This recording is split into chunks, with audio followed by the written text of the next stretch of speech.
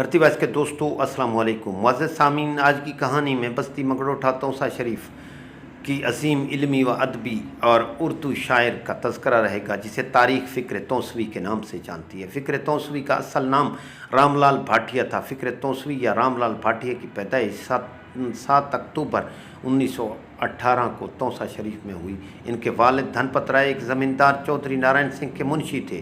फ़िक्र तौसवी ने इब्तदाई तालीम अपने गांव से हासिल की।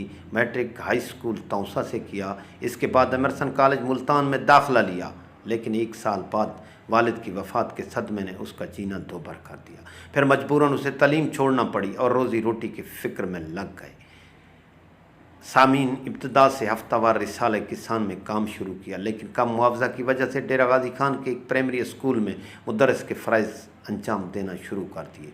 वहाँ भी हालात ने साथ ना दिया तो लाहौर चले गए और कुतुब खाना में मुलाजिम हो गए और मुख्तलिफ मौज़ूआत की कुतुब से इस्तिफ़ादा करते रहे।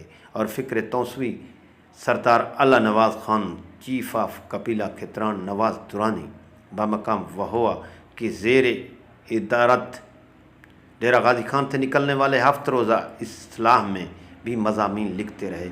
और फ़िक्र तौसवी साहब सरदार साहब की मुदीराना सलाहियत और इनके मकबूल आम हफ्त रोज़ा से बहुत मुतासर हुए और सरदार अला नवाज़ खान दुरानी की सहर अंगेज़ शख्सियत और इनकी बदिया गो शायराना खूबियों से मुतासर होते हुए नवाज़ दुरानी के सामने जानव तिलमिज़ तय करते हुए सरदार अला नवाज़ खान खितरान की शागिर्दी अख्तियार कर ली और इनसे अपने काम की इस्लाह लेते रहे, जिसका इजहार उन्होंने मुख्तलिफ मौक़े पर किया।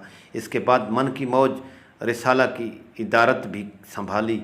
फिर 1942 में अदब लतीफ़ से वाबस्ता होकर कैलाशवती को अपना शरीक सफ़र भी बना लिया, लेकिन मजहबी और सियासी तासुब के काले तूफ़ान ने बरसगीर को अंधेरों में धकेल दिया। फ़िक्र तौसवी भी इस तासुब से बच न सके।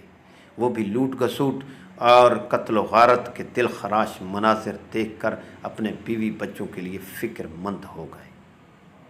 नाजरीन, इस हवाले से साहिर लुधियानवी, कतील शिफाई और अहमद राही तौसा शरीफ आए और इसके बच्चों को अपनी निगरानी में लाहौर ले गए।